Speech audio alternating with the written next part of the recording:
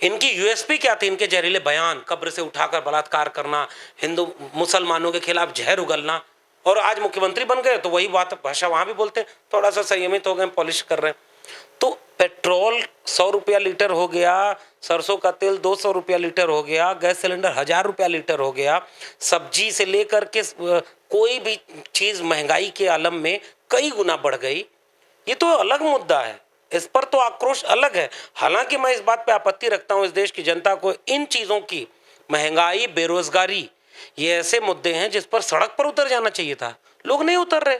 मुझे लगता है लोग उसको एंजॉय कर रहे हैं, 100 रुपया लीटर पेट्रोल, 1000 रुपया लीटर गैस को। पिछली बार तो 5 पैसे बढ़ता था, 10 पैसे तो क्या क्या हो जाता था। तो अभी तो उस पर, आपके घर में जब चूल्हा जलता है शाम को ना, उस चूल्हे पर असर डालने वाली जितनी भी बातें हैं वो आपके चुनावी मुद्दे होने चाहिए। आप उस मुद्दे को भटकाने वाले लोग हिंदू मुस्लिम के नाम पे लड़ाते हैं, जाति के नाम पर लड़ाते हैं।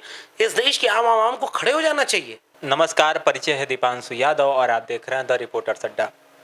हमारे साथ एक प्रोफेसर मौजूद हैं जो दिल्ली विश्वविद्यालय में असिस्टेंट प्रोफेसर पे हैं और ये सामाजिक मुद्दा, राजनीतिक मुद्दाओं पे अपना विचार व्यक्त करते हैं। परिचय है लक्ष्मण यादव, आप इनका ये यूट्यूब चैनल भी है और एक सामाजिक और राजनीतिक विचार भी रखते हैं। इनसे बात करेंगे उत्तर प्रदेश के लखीमपुर खीरी में जो हुए किसानों के साथ जो एक कांड हुआ है उस पर बात करेंगे और समझेंगे कि इनके विचार क्या कहते हैं। नमस्कार सर। जी, बहुत बहुत धन्यवाद आपको। सर, लखीमपुर खीरी में जो हुआ है कांड, क्या लगता है आपको, क्या समझ? देखिए, लखीमपुर खीरी की घटना आज़ाद भारत में बहुत दुखद और बहुत कुछ कहने वाली घटना है।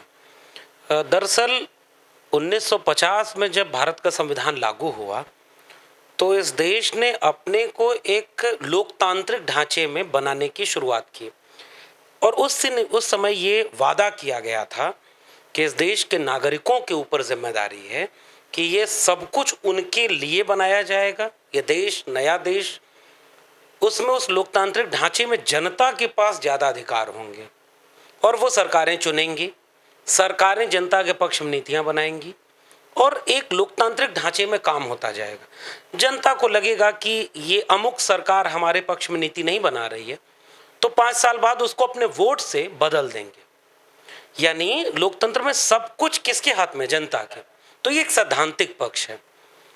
अब जनता अगर 5 साल बाद किसी सरकार को बदलने जाए तो 5 साल में जनता को कई बार लगता है कि इतने वक्त में तो उनका बहुत कुछ नुकसान हो जाएगा। तो अमूमन होता यह है कि जनता को अगर उस चुनाव के पहले भी लगे कि ये अमुक नीति गलत बनाई गई है, ये हमारा नुकसान कर रही है, तो वो तत्काल उसका विरोध करने के लिए सड़क पर उतरेंगे, आंदोलन करेंगे। यानी वही जमहूरियत उनको आंदोलन करने का एक हक देती है। सड़क पर उतरें, आंदोलन करें, विरोध करें और उस सरकार को ये समझाएं कि ये नीति गलत है, आप इसको वापस लीजिए। अभी आंदोलन, जैसे आपने बोला आंदोलन, सब आंदोलन किसान कर रहे हैं, उनको किसान नहीं माना जा रहा है, उनको एजेंडा में बता दिया जाता है कि वो किसान के नहीं, पार्टी के आदमी हैं। और हम बस आपके सवाल पर ही मैं आ रहा था कि अब हो ये रहा है कि हर एक चीज को बदनाम किया जा रहा है, आंदोलन को बदनाम किया जा रहा है और वो लोग आंदोलन को बदनाम कर रहे हैं जो आंदोलन के दम पर ही सत्ता व सरकार में आए थे। वो लोग आंदोलन को बदनाम कर रहे हैं, आंदोलन जीवी कह रहे हैं, बिके हुए लोग कह रहे हैं। दलित लड़े तो उसे नक्सली कहते हैं, जब बुद्धिजीवी लड़े तो उसे अर्बन नक्सल कहते हैं, मुसलमानों ने लड़ाई लड़ी तो उनको पाकिस्तानी कह रहे हैं, इन किसानों को खालिस्तानी कह रहे हैं, मवाली कह रहे हैं। तो आंदोलन के शब्द को भी बदनाम किया जा रहा है। मैं उस बात को पूरा कर लूँ कि जो कह रहे थे कि आंदोलन क्यों होना चाहिए, आंदोलन का मकसद क्या होता है, तो डॉक्टर लोहिया एक बात कहा करते थे कि जिंदा कौमें 5 साल इंतजार नहीं करती। तो 5 साल क्यों इंतजार करें? अगर किसानों को यह समझ में आया कि ये तीनों कानून गलत हैं तो उसका वो मुखर विरोध करना। और आज़ाद भारत का एक खूबसूरत आंदोलन कि वो दिल्ली में जहां सत्ताधीश बैठे रहते हैं वो उनको अपनी आवाज़ सुनाने आ रहे थे। सरहदें बंद कर दी गई, कीलें लगा दी गई, कटीले तार बिछा दिए गए। जो देश की सरहद पर नहीं होता था वो राजधानी की सरहद पर बना दिया गया और गोया किसान ना हो, कोई आतंकवादी हो जो हमला करने आ रहे। उसी कड़ी में अब आंदोलन करते हुए किसानों को लगा कि 600 लोग शहीद हो गए, जान से हाथ धो बैठे इस आंदोलन में। तो जहां जहां वो इस सरकार के नुमाइंदे पहुंचते वो उसका विरोध कर रहे हैं। लखीमपुर में भी यही हो रहा था। सरकार की नुमाइंदगी करने वाले लोग, गृह राज्य मंत्री और उत्तर प्रदेश के उप मुख्यमंत्री, ये लोग अगर जा रहे हैं तो किसान आंदोलन कर रहे थे। आंदोलन में क्या क्या होता है वो एक आंदोलनकारी का हक है कि वो अपने चुने हुए लोगों को विरोध करता है। अब उसके बाद जो वीडियो सामने आ रहे हैं, जो सरकार का पक्ष है, सरकारें तो हमेशा यही कहती हैं कि कुछ भी ऐसा नहीं हुआ, कोई नहीं मरा है, कहीं कुछ गलत नहीं हो रहा, सब कुछ बहुत अच्छा है। जैसे आज ही के दिन लखनऊ में आज़ादी का अमृत महोत्सव मनाया गया, तो उस अमृत महोत्सव में बड़े बड़े वादे और बड़ी बड़ी बातें कही गई। अगर उन भाषणों को सुनेंगे तो लगेगा कि इस भारत में कोई दुखी है ही नहीं। सबके दुख थे 2014 के बाद से 2021 तक, सबके दुख दूर कर दिए। और उस सत्ता के भाषण के अलग अगर जनता के पास जाएंगे तो कोई तबका ऐसा नहीं बचा है जो आज रो न रहा हो। उसी कड़ी में किसान है वो आंदोलन करने गए तो सत्ता के अहंकार में चूर लोग, और जिसमें उनके बेटे, उस गृह राज्य मंत्री के बेटे, उनके ऊपर किसानों ने आरोप लगाया कि बाकायदे जो किसान लौट रहे थे पीछे से उनके ऊपर गाड़ी चढ़ा दी गई, जिसके वीडियो सामने आ रहे हैं। वीडियो वायरल हुआ है।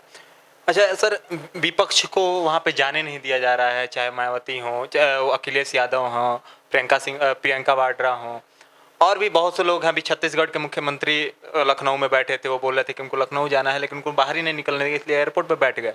विपक्ष का नहीं लग रहा कि विपक्ष को जानबूझकर रोका जा रहा है क्योंकि मान लीजिए वो मुद्दों को बाहर लाएंगे इसके लिए? बिल्कुल, ये देखिए, मैं वही कह रहा था ना कि गाड़ी से कुचल कर जो लोग आंदोलन को कुचल नहीं पा रहे थे वो अब किसानों को कुचलने पर आमादा हो गए। गोया किसानों को कुचल देंगे तो डर बैठ जाएगा आंदोलनकारियों में और वो आंदोलन करने नहीं आएंगे। तो वो तो मार दिया उन्होंने, उसकी अभी तक कोई गिरफ्तारी नहीं हुई है। उन लोगों पर एफआईआर दर्ज हुई तो गिरफ्तार क्यों नहीं हुए? वो लोग टीवी पर बयान दे रहे हैं कि हम तो वहाँ थे ही नहीं, हमारा बेटा वहाँ नहीं था, हम तो निष्पक्ष लोग हैं। तो फिर गिरफ्तारी आरोप लगने के तुरंत बाद हो जाया करती है, ये नहीं हो रही। और उनके पक्ष में जो लोग खड़े हो रहे हैं उनको वहां पहुंचने नहीं दिया जा रहा। धारा 144 लागू करने की बात, और ये विपक्ष का लोकतंत्र में काम क्या होता है? जनता के पक्ष में खड़े होना। ये अलग बात है कि उसी विपक्षी दल के लोग जब सत्ता में बैठ जाते हैं तो जनता से दूर हो जाते हैं, तो दूसरा दल जो विपक्ष में होता है वो भूमिका निभाता है। यही पार्टी जो आज सत्ता में बैठी है, दिल्ली की सत्ता में और यूपी की सत्ता में, आप इसका इतिहास खंगालेंगे तो विपक्ष में रह करके ये क्रूरतम स्तर पर आंदोलन करते थे। सिलेंडर सर पर रखे उतर जाते थे, सिलेंडर लेके उतर गए, साइकिल से जा रहे हैं। अरे ये विपक्ष में रह करके तो राम मंदिर आंदोलन के लिए रथ यात्रा निकल करके दंगे कराते रहे पूरे देश में। इसको कौन कहेगा कि ये क्या काम था विपक्ष का? सत्ता में आए तो किस तरह से वो सब हुआ, वो सबके सामने है। विपक्ष का काम होता है जनता के पक्ष में खड़ा होना, और उस जनता के पक्ष में जो ऑलरेडी आंदोलित है। यह आंदोलन तो किसानों का है, विपक्ष तो साथ देने आ रहा है। इसी देश में भारतीय जनता पार्टी के तमाम नेता लगातार हर तरह के आंदोलन में आगे बढ़ करके खड़ा करते हैं, और नहीं होता तो अन्ना आंदोलन जैसा एक आंदोलन भी खड़ा कर देते हैं, और सत्ता बदल जाती है और कोई जेल में नहीं जाता। कि 2G 3G और कोलगेट में जेल में कौन है? घोटाला इतना करोड़ों अरबों रुपए का हुआ आंदोलन के समय, तो जेल में कौन है? लोकपाल बना क्या? आंदोलन से सत्ता बदल गई। वैसे आंदोलन जो प्रायोजित आंदोलन है, किसान आंदोलन एक स्पॉन्टेनियस आंदोलन है और इतनी खूबसूरती से पूरे देश के भविष्य को बचाने के लिए लड़ रहा है, उसको आप इस तरह बेरहमी से कुचलेंगे, विपक्ष की आवाज कुचलेंगे, ये जमहूरियत के साथ सबसे बड़ी ज्यादती है। जैसे उत्तर प्रदेश के जो मुख्यमंत्री योगी जी हैं, शुरू में अभी भी आते हैं टीवी पे, खास बातचीत होती तो बोलते हैं कि उत्तर प्रदेश में ना गुंडाचार ना भ्रष्टाचार, अब की बार हमारी फिर से सरकार। लगता है फिर से मान लीजिए हमको दो बड़े कांड देखने को मिले, एक हाथरस का कांड हो गया, फिर से ये कांड हो गया, गोरखपुर में भी हाल में ही कांड हुआ है जो व्यापारी के साथ जो हादसा हुआ है। ऐसा लग नहीं रहा कि हम और भी क्राइम यहाँ पे ज़्यादा बदतर होते जा रहे हैं? बिल्कुल, देखिए मैंने आपसे कहा ना कि जब आप अमृत महोत्सव के भाषणों या टीवी पर दिए गए साक्षात्कारों को सुनेंगे तो आपको तो ये लगेगा ही नहीं कि पीएम जी सीएम जी जो बोल रहे हैं इसके बाद तो राज्य में देश में कहीं कोई दुखी ही नहीं है। लेकिन जैसे ही आप जनता के पक्ष पास जाएंगे ना, तो पेट्रोल 100 रुपया लीटर हो गया, सरसों का तेल 200 रुपया लीटर हो गया, गैस सिलेंडर 1000 रुपया लीटर हो गया, सब्जी से लेकर के कोई भी चीज़ महंगाई के आलम में कई गुना बढ़ गई। ये तो अलग मुद्दा है, इस पर तो आक्रोश अलग है। हालांकि मैं इस बात पे आपत्ति रखता हूँ, इस देश की जनता को इन चीज़ों की, महंगाई, बेरोजगारी, ये ऐसे मुद्दे हैं जिस पर सड़क पर उतर जाना चाहिए था, लोग नहीं उतर रहे। मुझे लगता है लोग उसको एंजॉय कर रहे हैं। 100 रुपये लीटर पेट्रोल और 1000 रुपये लीटर गैस को। पिछली बार तो 5 पैसे बढ़ता था, 10 पैसे तो क्या क्या हो जाता था। तो अभी तो उस पर हो नहीं रहा, उत्तर प्रदेश में होना चाहिए। लेकिन जिसकी बात आपने की, प्रचार किया जा रहा है उत्तर प्रदेश नंबर 1 है, यह बात उत्तर प्रदेश में कम प्रचारित की जा रही है। दिल्ली से लेकर के बाकी राज्यों में ज्यादा प्रचार हो रहा है। अरबों रुपए प्रचार पर फूंक दिए। उत्तर प्रदेश की जनता के बीच में जाते, हाथरस और गोरखपुर का तो जिक्र आपने किया। मैं आपको इस बात को और आगे बढ़ा दूं, एनसीआरबी का डेटा अभी आया है। क्राइम रेट उत्तर प्रदेश में इतना ज्यादा है कि वो पिछले कई दशकों से बहुत तेजी से बढ़ रहा है। हत्या, बलात्कार, लूट और तमाम तरह का शोषण, उत्तर प्रदेश शोषण में नंबर 1 है। उत्तर प्रदेश झूठ बोलने में नंबर 1 है। उत्तर प्रदेश जाति वैमनस्य फैलाने में नंबर 1 है। उत्तर प्रदेश हिंसा में नंबर 1 है। उत्तर प्रदेश आज किसी चीज में नंबर 1 है तो वह सांप्रदायिकता में नंबर 1 है। हर जगह हिंदू मुस्लिम की आग। अब्बा जान का बयान एक मुख्यमंत्री दे, ये बयान क्या दिखा रहा है? अब्बा जान कहने वाले लोग राशन हड़प लेते थे। तो ये जो घोटाले हो रहे हैं मिड डे मील की योजना पर, नून रोटी खाते बच्चों की तस्वीर दिखाया तो उस पर एफआईआर हो गया। पत्रकारों को मार दिया, जान से मार दिया, तमाम लोगों की हत्या हुई ठोको कह करके। अब पुलिस की कस्टडी में पुलिस ठोक दे रही है। और किसको ठोक रही है? उन्हीं के अपने कार्यकर्ता को। यानी ये कौन सा राज है? जंगल राज कहते थे, तो जंगल राज की एक तो परिभाषा इनको नहीं पता। गुंडा राज क्या होता है? मुख्यमंत्री की भाषा बताती है कि किसका राज चल रहा है। कल तक जो दंगाई थे वो सत्ता में बैठ गए तो चरित्र नहीं गया, वहां से बैठ करके वो दंगा का काम कराना चाह रहे हैं। और कोविड के समय में उत्तर प्रदेश में क्या दृश्य था, ये उत्तर प्रदेश के लोग अगर भूल गए हो तो वो तो डिजर्व करते हैं इससे ज्यादा बुरे गुंडे राज जंगल राज को। कोविड में लाशें तैरती दुनिया भर में कहीं नहीं देखी, उत्तर प्रदेश में देखी। तो जो कुछ भी अव्यवस्था हुई कोविड में, अब तो केंद्र में ही एक मिनिस्टर ने संसद में कह दिया कि ऑक्सीजन की कमी से कोई नहीं मरा है। तो अब उत्तर प्रदेश की जनता से एक बार पूछिए, आप मीडिया के लोग हैं, मैं उम्मीद करता हूं और भरोसा करता हूं कि आप लोग वो आवाज सुनाएंगे जो सत्ता की भाषा में नहीं होगा, जो बिकी हुई मीडिया नहीं दिखा रही होगी।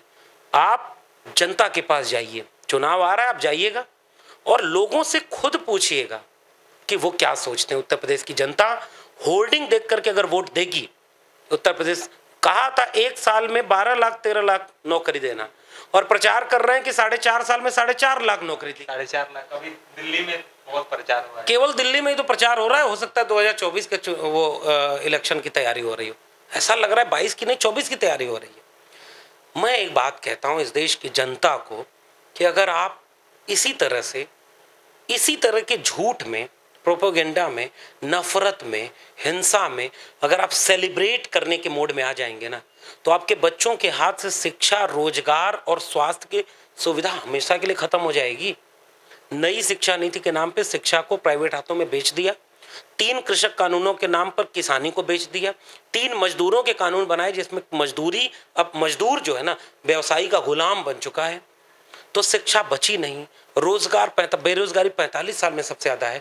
उत्तर प्रदेश की एक वैकेंसी ऐसी नहीं बताएंगे जो बिना पेपर लीक करके हो गई हो।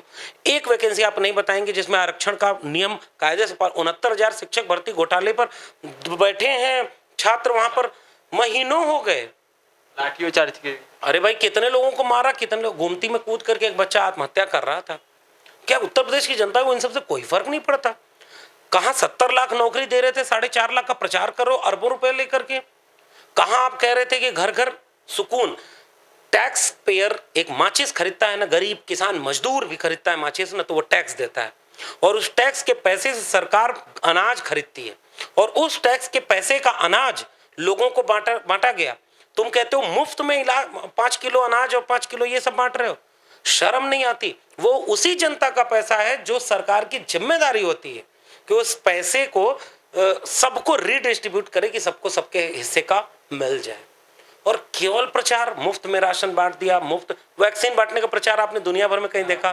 प्रधानमंत्री की फोटो किसी वैक्सीन के सर्टिफिकेट पर दुनिया भर में कहीं है क्या? मुख्यमंत्री की फोटो कहीं है क्या? ये कौन लोग शासन करने आ गए? ये व्यापारियों के हाथ में पूरा देश बेचने वाले लोग, ऐसा लगता है कि इस देश के नागरिकों के ख्वाबों को बेचेंगे और उसकी बड़ी बड़ी होर्डिंग लगा के प्रचार करेंगे और जनता अगर इन्हें अभी भी वोट देगी। आप ये पूछते हैं कि किसको वोट दें इनके खिलाफ। मैं कहता हूं कि कई बार सत्ता में दुश्मन को हराना, वैचारिक दुश्मन, उसको हराना बहुत बड़ी जीत होती है। आपको तय करना होगा कि कौन सत्ता में नहीं चाहिए, उसके बाद जमहूरियत में जो सत्ता में आएगा आप उससे अपना काम कराइए। ठीक सर। शिक्षा पे आपने बताया, अभी हाल ही में बहुत से न्यूज आ रहा है कि उत्तर प्रदेश के सरकारी स्कूल की छत गिर गए नीचे। क्या ये सरकार की जिम्मेदारी नहीं है कि 1 साल 1.5 साल बाद जब स्कूल खोला जा रहा है तो पहले उसका जांच किया जाए अच्छे से, पहले उसकी मरम्मत कराया जाए, उसके बाद बच्चों को बुलाया जाए? इस पे भी 1 आध महीने समय ले सकते हैं, ये एक जिम्मेदारी है कि नहीं? पिछले दिनों गोरखपुर में जब बुखार, एक रहस्यमय बुखार उसको बार बार ये कहते हैं, उससे बच्चे मरने लगे बहुत ज़्यादा तादाद में, तो मंत्री का क्या बयान आया था पता है? इस मौसम में बच्चे मरते ही रहते हैं। और वहीं उसी पार्टी के नेता का बयान आया कि बच्चे पैदा करने से पहले उनको पालने के बारे में चिंता नहीं कर रहे हो तो क्या हम बच्चे पालेंगे? सरकार के लिए कह रहे थे। ऐसे लोग सरकार में बैठे हुए हैं, तो उन्हें आपके बच्चों के भविष्य की चिंता नहीं है। पश्चिमी उत्तर प्रदेश में आप जा रहे हैं, रिपोर्टिंग करने जाइएगा, कितने लोग डेंगू और उसी बुखार से अभी मर रहे हैं। कोई रिपोर्ट है कहीं? काश उसकी होर्डिंग लग जाती। जैसे CA/NRC पर जो लोग आंदोलन कर रहे थे, वो उनका हक था आंदोलन करना। इस देश के सेकुलर डेमोक्रेटिक फैब्रिक को नफरत के कब्रिस्तान शमशान कहने वाले लोग रोज, योगी आदित्यनाथ को लोग कैसे जानते थे भाई जब तक मुख्यमंत्री नहीं बने थे? केवल इनके जहरीले बयानों से। मैं बार बार कहता हूं, इनकी USP क्या थी? इनके जहरीले बयान, कब्र से उठाकर बलात्कार करना, हिंदू मुसलमानों के खिलाफ जहर उगलना। और आज मुख्यमंत्री बन गए तो वही बात भाषा वहां भी बोलते हैं, थोड़ा सा संयमित हो गए, पॉलिश कर रहे हैं। तो जो बच्चों के लिए कह रहा मौसम, इस मौसम में बच्चे मरते हैं, बच्चे मरे जा रहे हैं, उनके लिए हॉस्पिटल में कोई दवाई नहीं। वो शिक्षा के लिए कुछ करेंगे? वो शिक्षा का उनके एजेंडे में ही शिक्षा नहीं है। वरना इस देश को अंबानी और अडानी के हाथों में बेचने वाले लोग जो शिक्षा को बेच दिए, वो सरकारी स्कूलों को देखते कि उनकी हालत क्या है। शिक्षकों की भर्ती, 69,000 शिक्षक भर्ती कब निकली? कब उस पर वैकेंसी फुलफिल हो रही? कितने वादे इन्होंने वैकेंसी निकालने के किए थे, एक भी वादा पूरा किया? आर्मी में निकालेंगे, शिक्षा में निकालेंगे, और तमाम वैकेंसी नहीं निकाली। तो वहां जहां शिक्षक नहीं है, कितने विद्यार्थियों पर कितने शिक्षक होने चाहिए, इसका एक यूनिवर्सल एक रेशियो होता है। उत्तर प्रदेश में क्या उतने शिक्षक हैं? उतनी जनता पर उतने डॉक्टर हैं, उतने इंजीनियर हैं, उतनी पुलिस है क्या? और सब कुछ क्यों नहीं भर्ती की जा रही? क्योंकि अब सब कुछ ठेके पर रखा जाएगा, प्राइवेट रखा है, ठेके पर टीचर रखे गए। तो टीचर ही नहीं है, अब तो इमारत की बात कर रहे हैं। मैं फिर से कह रहा हूं, आज उत्तर प्रदेश के उन स्कूलों में पता है वंचितों के बच्चे पढ़ते हैं, जिनकी पुश्तों में किसी के पास इतनी औकात नहीं है कि वो करोड़ों रुपया चंदा दे करके, अरबों रुपए के चुनाव लड़वा करके उनको सत्ता पे बिठाए। इसलिए जब उसकी औकात, सो कॉल्ड औकात नहीं है ना, तो उसके बच्चे किस स्कूल में जा रहे हैं पढ़ने, किसको चिंता होगी कि वो छत गिर रही है कि नहीं, वो उसको देखे? उनके बच्चों की चिंता नहीं है। वो लोग जो उन बच्चों को संस्कार में ही जहर दे रहे हों, हिंदू मुस्लिम सांप्रदायिकता दे रहे हों, जातिवाद दे रहे हों, सामंतवाद दे रहे हों, महिलाओं के खिलाफ बलात्कार करो, तुम हमारे पार्टी के विधायक हो, हम तुमको तब तक नहीं बाहर से पार्टी से करेंगे जब तक सुप्रीम कोर्ट न कह दे, हम तुमको बचाएंगे, बलात्कारी के पक्ष में खड़े हो जाएंगे। तो ये संस्कार जो बच्चों को दिया जा रहा है ना, स्कूल की इमारत ही नहीं बर्बाद हो रही, पीढ़ियां बर्बाद हो रही हैं, जहरीली पीढ़ियां पैदा करने की सियासत की हो रही है। तो इनके एजेंडे में शिक्षा, रोजगार, स्वास्थ्य, सांप्रदायिक सौहार्द, मोहब्बत ये है ही नहीं। अंतिम हमारा ये सवाल रहेगा, उत्तर प्रदेश की जनता को किन जो मुद्दे हैं इस राजनीति में, धर्म को छोड़ दिया जाए, हिंदू मुस्लिम को छोड़ दिया, किन मुद्दों पर वोट देना चाहिए? मुझे लगता है कि केवल उत्तर प्रदेश की जनता को ही नहीं, जमहूरियत में आम आवाम को अपने मुद्दे पर वोट देना चाहिए। राजनीति का एजेंडा इस समय वो सेट कर रहे हैं, इसीलिए तो वो शमशान कब्रिस्तान हिंदू मुस्लिम करवाते रहते हैं। आपका मुद्दा हिंदू मुस्लिम नहीं है। इस देश के वो जो समझता है ना, वो जानता है कि इस देश में सबसे ज़्यादा जहर अगर किसी एक दो चीज़ पर बोया गया तो वो जात ही सबसे बड़ी चीज़ है, और दूसरा है लैंगिक भेदभाव। महिलाओं के साथ लंबी परंपरा रही है वंचित शोषित होने की, और धर्म के नाम पर आप लड़ाते हो क्योंकि जाति के नाम पर भेदभाव जो है वो छुप जाए। तो मेरा कहना किसी भी आवाम के लिए ये होता है कि आप अपने एजेंडे पर राजनीति को मजबूर करो राजनीति करने के लिए। आप नेता को इतना मजबूर करो कि वो घोषणा पत्र में पहली बात आपके बच्चे की शिक्षा के लिए लिखे। यही एजेंडा है। निःशुल्क शिक्षा में, मुफ्त नहीं, मुफ्त की भाषा ही बहुत घटिया भाषा है, मैं घोर विरोध इसका करता हूं। निःशुल्क होता है यानी हम उसका फीस नहीं ले रहे हैं। मुफ्त का मतलब तो ये लग रहा है कि जैसे लग रहा है कि हराम का है, हम तुमको दे रहे हैं तुम खाओ। अरे तुम देने वाले कौन हो? जनता ने दिया तुम्हें, तुम वही लौटा रहे हो। तो शिक्षा, रोजगार, सरकारी शिक्षा, प्राइवेट स्कूलों की बाढ़ जो आई है ये नहीं, अशोका, गलगोटिया, एमटी और लवली प्रोफेशनल यूनिवर्सिटी तो इस देश में चली रही है। किनके घरों के बच्चे उसमें पढ़ने जाते हैं? कोई रिजर्वेशन लागू है क्या? गरीब, कमजोर, मजलूम किसान के बच्चे उसमें पढ़ने जाते हैं, क्योंकि 10 लाख रुपए फीस है एनुअल। तो शिक्षा मतलब सरकारी शिक्षा, स्वास्थ्य मतलब सरकारी स्वास्थ्य। कोविड में सबसे ज्यादा कोई इलाज किया तो सरकारी अस्पताल थे, और आप उसे बर्बाद करते जा रहे हो। ये आपका एजेंडा है। शिक्षा, स्वास्थ्य, रोजगार, हर एक युवा के हाथ को उसकी काबिलियत के मुताबिक काम मुहैया कराना राज्य की जिम्मेदारी है। अंबानी अडानी के हाथों देश बेच करके ये जिम्मेदारी अंबानी अडानी को दे दोगे? रेल बेच दिया, सब कुछ तो बेच दिया, अब उसका नाम क्या लेना? अब नाम उसका लिए जो नहीं बिका है।